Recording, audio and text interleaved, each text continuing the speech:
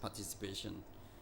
And the question about civil society, I think civil society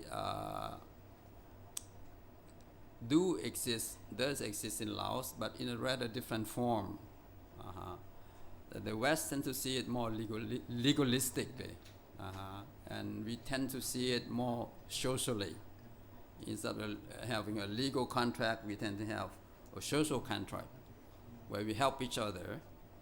Of course, now we are at the stage where there's a push for legal recognition of the social contract, and I think the most important thing, if people are well informed, they can voice their opinion. That's the key. How you call it, it doesn't matter. But for example, in Laos, our young people have access to, they have their own radio and TV programs, which is free if you know how to request it. And we have the monks also who have their own radio and TV programs, free also, of charge also. But at the same time, we had to compete with the government, voice, and also the private sector who advertise their products. Civil society is important. I think that legally the Lao government is not quite ready for it. They are watching.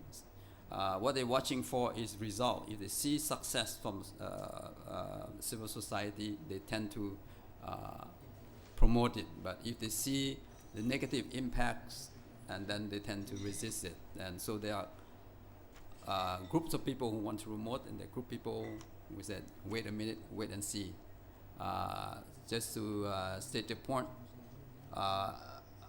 my organization, which is PADEC, which stands for Participatory Development Training Center, we are registered as a training center on the Ministry of Education, but we operate like no different than what other people are operating.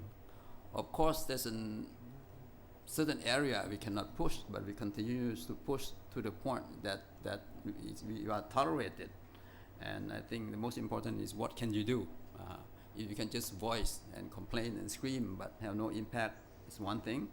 But a lot of work we've done had come into policy, but in rather subtle and non-threatening way. So civil society, I think we are learning.